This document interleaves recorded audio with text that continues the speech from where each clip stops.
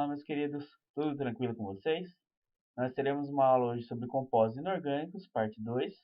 É uma continuidade do conteúdo anterior, já que na aula passada nós vimos sobre ácidos, bases, indicadores de pH.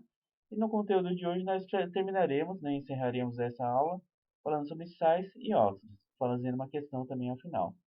Nós estamos no tema 8 da apostila de vocês, na página 50. Falando um pouquinho da parte de sais, sais são compostos que fazem ligações do tipo iônico, e na hora que você adiciona ele meio aquoso, ou seja, você joga um sal na água, ele vai formar um cátion que é diferente de H+, lembrando que esse H+, é o próton, vem lá de um ácido, e um ânion que é diferente de OH- ou hidroxila, que relembra uma base. Então ele não vai formar nenhum nem outro, um cátion e um ânion diferente desse. Por exemplo, nós temos aqui a reação de NaCl, forma Na+, e Cl-. Então, o cátion, o íon positivo, não é o próton, né, H+. E o ânion também não é uma hidroxila, por isso é considerado um sal. Para dar nome de um sal, é uma parte um pouquinho complicada, porque ela precisa da nomenclatura do ácido que seja bem memorizado, para que eu consiga dar nome para esse sal ou para esse ânion formado.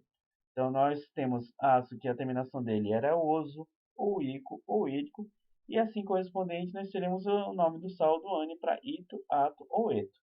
Como assim, Kogashi? Vamos analisar o exemplo aqui embaixo. O hidrólise de sódio, NaOH, sofrendo uma reação com HCl, que é o ácido clorídrico. Ele vai formar o sal NaCl e a molécula de água. Então, como esse ácido tem terminação ácido clorídrico, está em destaque aqui em vermelho, na hora de dar o nome para esse sal, seguindo a indicação da nomenclatura. O hídrico tende a formar um ânion ou um sal com final eto. Então, o NaCl é a tal do cloreto de sódio. Então, manteremos o elemento cloro, né? Então, por isso o cloro do cloro, trocando hídrico por eto. Então, por isso é cloreto, e eu complemento dando o nome do elemento que vem à esquerda da sua fórmula. Então, é o cloreto de sódio. Para fixar, vamos trabalhar mais alguns outros exemplos. Temos aqui uma segunda reação. CaOH2, que é o hidróxido de cálcio, sofrendo uma reação com ácido carbônico, H2CO3. Como a terminação é ácido carbônico diíco, seguindo a indicação, nós vamos trocar ele para ato, na hora de nomear o sal ou ânion. Então, de ácido carbônico, mantém o carbono e vai para carbonato de cálcio, que é o elemento Ca, que está à esquerda da fórmula do sal. Tranquilo por enquanto? Outro exemplo. A LOH3, né, o hidróxido de alumínio, uma base, sofrendo reação com ácido fosforoso. Por que não é ácido fosfórico, Kogashi? Porque ele está com oxigênio a menos. Lembrando a nomenclatura de ácidos, né, no vídeo anterior, quando o ácido ele perde um oxigênio, né, um oxiácido perde oxigênio, ele pode ter sua nomenclatura mudada. Então, de ácido fosfórico, ele é agora o ácido fosforoso. Então, na hora que eu for dar o nome para o sal, eu vou trocar o oso pelo correspondente ito. Entendeu? Vai ser chamado agora, mantém o elemento fósforo, fosfito de alumínio, AlPO3. Tranquilo? Então, para você dar o nome para um sal, você tem que ter a nomenclatura do ácido bem decorada, bem memorizada, para facilitar o processo. Um macete que eu costumo passar para fazer essa associação um pouco mais fácil é nós fazemos uma seguinte frase, para dar o nome do sal, do ânion, dependendo do nome do ácido. Escreva a frase: mosquito teimoso, te cato, te pico, te meto no vidrico. Então, você consegue associar que sempre que o ácido tem terminação oso, o seu sal ou ânion correspondente vai terminar em ito. Se a terminação do ácido é ico, ele vai mudar para ato. Se a terminação é hídrico, ele vai mudar para eto. Tranquilo? Com esse macete fica bem mais fácil de vocês entenderem a nomenclatura de um sal. Talvez você esteja ficando um pouco confuso com relação a por que parece esse ânion, né, ao lado do sal. É porque um ácido ele pode formar um sal, ou apenas quando eu faço a ionização dele em meio aquoso, ele vai formar um ânion, né, em que ele não tem a parte do sal sendo pronta, né, ele vai apenas formar um íon negativo. Não tem um cátion para reagir com ele formando sal. Então, analisando o exemplo abaixo, temos o ácido carbônico. Diíco, segue a regra aqui em cima. Diíco vai mudar para ato. Então, de ácido carbônico, ele vai formar um ânion carbonato. Então, ele não é carbonato de cálcio, de sódio, de magnésio. Ele não apresenta um cátion à esquerda da fórmula. por isso é apenas um ânion carbonato, né? Um íon de carga negativa, né? Que vem do ácido carbônico. Tranquilo? Conseguiu entender? Então, a nomenclatura do sal ou do ânion depende do ácido correspondente. Em relação à classificação, nós temos 4 tipos de sais. Um sal de natureza ácida, um sal básico, um sal neutro e um sal hidratado. Aqui nós temos alguns exemplos já correspondentes de cada um deles. Consegue entender por que cada um deles é um sal ácido, um sal básico, um sal neutro e um sal hidratado? Basta observar a fórmula. O sal ácido tem um hidrogênio a mais em sua composição que ainda não foi liberado, NaHCl3, por exemplo. O sal básico apresenta uma hidroxila, né, que veio da base. Ela ainda não foi liberada, por isso é chamado de sal básico. O sal neutro não apresenta nem hidrogênio e nem hidroxila em sua forma. E o sal hidratado ele apresenta algumas moléculas de água. Por exemplo, o NaCl está 1,5H2O. Significa que esse sal ele absorveu, né, em sua formação 5 moléculas de água. Isso é um fenômeno bem comum, né? Os sais eles têm uma grande natureza, uma propriedade chamada que eles são compostos higroscópicos, né? Eles atraem água com muita facilidade, né? Porque tem muita umidade. Como que ficaria para dar nome para cada um deles? É bem fácil também. Nós temos aqui um sal ácido, eu posso chamar ele de carbonato ácido de sódio, porque ele tem um hidrogênio ali para liberar, né? Ou hidrogeno carbonato de sódio. As duas nomenclaturas são corretas. Tome muito cuidado, porque o nome popular do carbonato ácido de sódio é bicarbonato de sódio, uma nomenclatura que às vezes pode dar um pouco de confusão. Pode induzir você ao erro pensando que ele tem dois carbonatos, né? Dois ânions carbonatos. Não. É apenas uma nomenclatura popular. Tá? O nome correto é hidrogeno carbonato de sódio ou carbonato ácido de sódio. Para o sal básico, ele pode ser chamado de nitrato básico de cálcio, nesse caso, né? Porque nós temos uma hidroxila ligada ao nitrato e ligada ao cálcio. Ou hidroxinitrato de cálcio. Tanto faz, tanto uma quanto a outra, e são corretas. Sal neutro, nós já sabemos como dar nome para eles, né? Nesse caso, nós temos um sal que deriva de um ácido clorídrico, a parte mais importante é o cloro. Ele veio do ácido clorídrico, então ele vai mudar para cloreto de magnésio. O sal hidratado, você tem que indicar quantas moléculas de água estão ligadas a esse sal. Por isso, nós temos nesse exemplo um cloreto de sódio pentaidratado.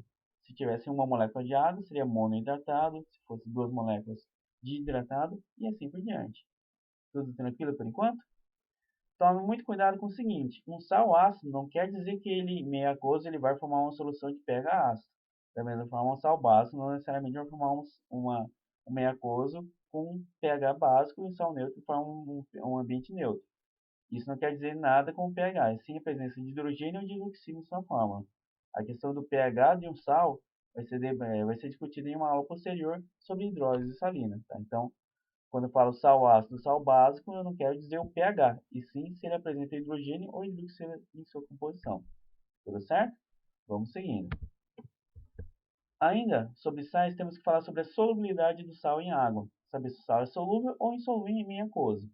Os sais solúveis, eles têm que apresentar ou o metal alcalino, né, da família 1A, da tabela periódica, ou o elemento amônio, ou pode ser um sal que tenha nitrato, ou um acetato, que é um sal lá da química orgânica, que nós estudaremos mais à frente, né, um sal de ácido carboxílico, um cloreto, brometo e iodeto. Tá? Qualquer um desses fica solúvel. Tome muito cuidado no caso dos cloretos, brometos e iodetos. Eles apresentam exceções caso estejam ligados a metais pesados. Prata, mercúrio e chumbo. Então, cloreto, brometo e iodeto tem que tomar um pouco mais de atenção caso estejam com metais pesados. Como exemplo, nós temos NaCl, um sal que apresenta um metal alcalino em sua composição, um sal bem solúvel. NH4NO, na verdade é NO3. NH4 apresentou a parte do amônio, né? Então ele apresenta uma solubilidade também. Um acetato de lítio, esse sal é solúvel por dois motivos, né? Além de ter um lítio, que é um metal alcalino, ele apresenta a parte do acetato, então um sal bem solúvel. CaBr2, embora o cálcio seja um metal alcalino terroso, o que não configuraria um sal solúvel, ele apresenta o brometo, apresenta o Br. Dessa forma, se tornando um sal solúvel também. Os dois últimos exemplos, carbonato de magnésio. Carbonato não apresenta solubilidade segundo essa regra, e magnésio é um elemento da família 2A, um metal alcalino terroso. Por isso, Ele não atende nenhum dos critérios para formar um sal solúvel, então sal insolúvel. A GCl, ele tem o cloro, temos um cloreto. Porém, esse cloreto está ligado ao metal pesado que é a prata. Então, ele torna o sal insolúvel. Tá? Então, nas 4 moléculas anteriores, nós tínhamos exemplos aí de substâncias que nós tínhamos pelo menos uma ou duas partes que apresentam solubilidade. Então, por isso que eles tornavam sais solúveis. As duas últimas substâncias apresentadas, elas ou não apresentam nenhuma das duas partes um componente solúvel, ou apresentam um metal pesado ligado a cloreto, brometo e ureto. Por isso que se tornam sais insolúveis. Tudo tranquilo por enquanto? Vamos seguindo para os óxidos. Em relação aos óxidos, são compostos de natureza binária, ou seja, são compostos que têm dois elementos químicos. E, obrigatoriamente, o segundo elemento tem que ser oxigênio, por isso o próprio nome diz óxidos, né? Então, temos aí, por exemplo, o CO2, SO3, CaO e Fe2O3. 4 exemplos de óxidos em que vocês podem observar que são dois elementos químicos terminando com o elemento oxigênio. Em relação à nomenclatura, como que vai ficar? Depende se você tem um óxido de natureza covalente, ou seja, um óxido ligado a um metal, que nós teremos, então, mono, di, tri, óxido de, e o elemento está ligado. Esse mono, di, tri indica quantos oxigênios estão ligados na fórmula. Por exemplo, CO apresenta apenas um oxigênio, por isso ele é um monóxido de carbono. Enquanto que CO2 apresenta dois oxigênios em sua composição, sendo, portanto, um dióxido de carbono. SO3, um trióxido do elemento enxofre, NO2, dióxido do elemento nitrogênio, e N2O2 apresenta uma pequena variação. Nós temos dois oxigênios ligados a dois nitrogênios. Então, por isso, nós temos dióxido de dinitrogênio, para indicar que são dois nitrogênios ligados. Em relação ao óxido ligado a um metal, ou seja, um óxido de natureza iônica, aqui fica bem mais fácil, porque ele sempre vai ser óxido de e não do elemento. Então, não preciso dizer se ele é mono, di ou trióxido, independente da quantidade de oxigênio que estejam ligados. Então, por exemplo, nós temos CaO, óxido de cálcio, K2O, óxido de potássio, Al2O3, óxido de alumínio. Então, você pode perceber que no caso do alumínio ele tem 3 oxigênios, e nem por isso foi necessário colocar trióxido de alumínio. Não, apenas nós chamamos óxido do alumínio. Temos que tomar um pequeno cuidado com o elemento cobre, ferro e outros elementos de transição que apresentam carga ou NOx variável. Por exemplo, o CuO é chamado óxido de cobre 2 e o CuO2 óxido de cobre 1.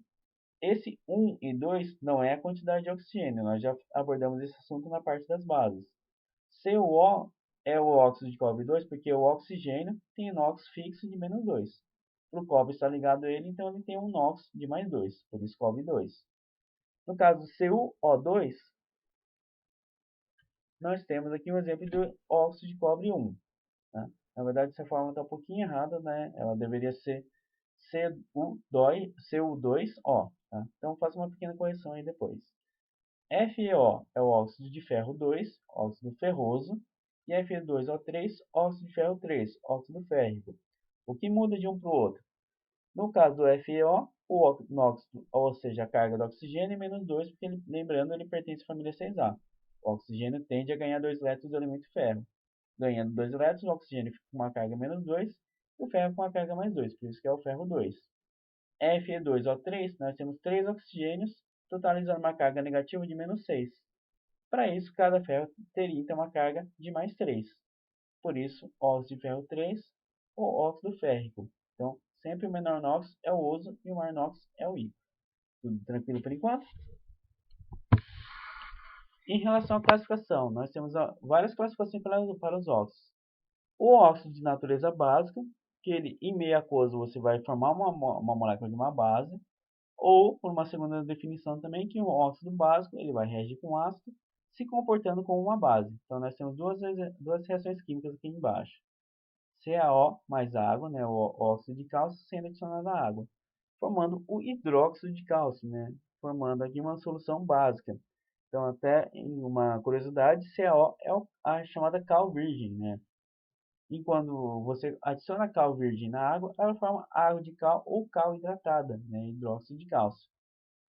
Um segundo exemplo aí seria a reação do CaO, o óxido de cálcio, com o ácido sulfúrico. Observe que nós temos uma reação de um óxido de natureza básica com um ácido, formando um sal e água. Então, o óxido básico se comportou como se fosse uma reação clássica de ácido e base, formando sal e água.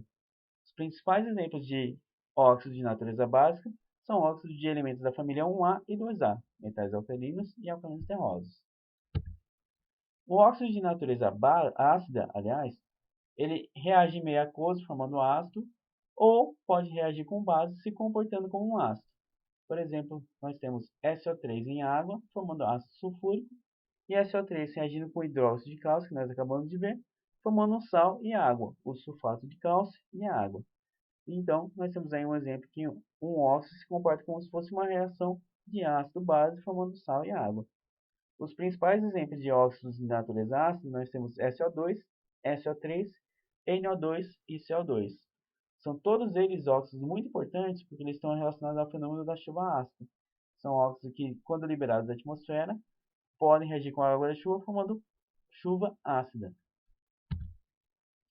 Um óxido de natureza neutra é aquele que não consegue sofrer reação nem com água, nem com ácido, nem com base. Como exemplos, os mais famosos é o CO e o óxido de nitrogênio. O óxido anfótero, ele pode reagir tanto com ácido ou com base, desde que ele seja um ácido forte e uma base forte. Então, ele se comporta ora como ácido, ora como base, dependendo de com quem eles estão reagindo. Então, geralmente são óxidos de elementos de transição. O óxido de zinco, o óxido de ferro, o óxido de cromo, e aí nós temos também o óxido de alumínio, que também faz parte de um óxido anfótero, né? Então, cuidado, o óxido neutro, ele não sofre reação com água, nem com ácido, nem com base. O óxido anfótero pode sofrer reação tanto com ácido quanto com base. Então, ele pode se comportar ora como base e ora como ácido, dependendo com quem ele está reagindo. Para terminar, nós temos um exemplo de peróxido.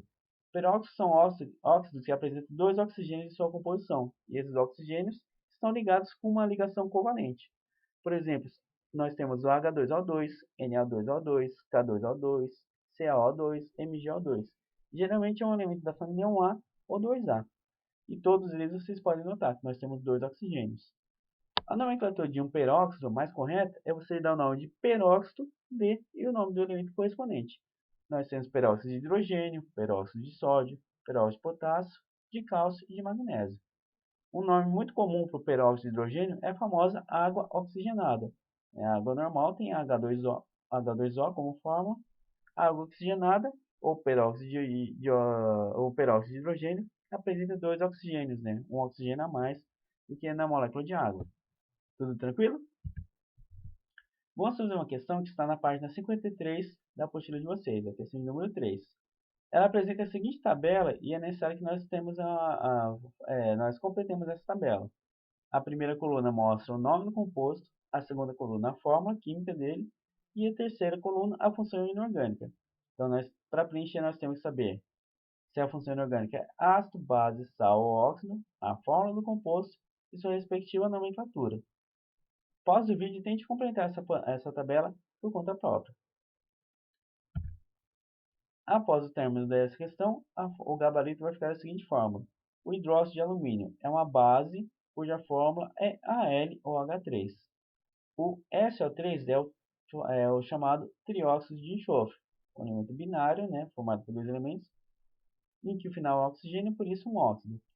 Óxido de ferro 3 apresenta o Fe2O3 como fórmula, que eu tenho a carga mais 3 para o ferro, a carga menos 2 para o oxigênio, resultando no composto Fe2O3, um óxido. Ácido perclórico é um ácido que deriva da fórmula padrão. Em vez de HClO3, ele apresenta um oxigênio a mais. Por isso, ele tem o per como prefixo. Então, ácido perclórico, ele tem um oxigênio a mais que o HClO3, o ácido clórico. Por isso, ele é o HClO4. E ele, obviamente, é um ácido. Hidróxido de cobre 2, ele é um exemplo de uma base, né, um hidróxido, em que ele apresenta o CuOH2. Né, o cobre vai ter NOx mais 2, cada hidroxila tem carga menos 1, por isso ele tem essa fórmula. Exemplo de uma base. Para terminar, NaCl, famoso sal de cozinha, nós usamos na culinária, né, e a função inorgânica é um sal. Uma boa dica para vocês analisarem se ele é um ácido, base, sal ou óxido, é vocês pensarem no seguinte: caso o composto comece com um elemento hidrogênio, muito provavelmente ele vai ser um ácido. Caso ele termine com uma hidroxila, OH, muito provavelmente ele vai ser uma base. Caso ele tenha sido formado por dois elementos, sendo o segundo elemento um oxigênio, nós temos um óxido. Não atendendo nenhuma dessas três regras, ele não começa com H, por isso não é ácido. Não termina com H, não é base. Não é formado por dois elementos, né, sendo o segundo elemento um oxigênio, nós temos o que foge à regra, ou seja, um sal. Tudo tranquilo? Se tiver alguma dúvida, volte ao vídeo, né, volte ao começo da aula, ou assista ao vídeo anterior para ter mais informações e pratique com bastante questões. Espero que tenha ficado tudo claro.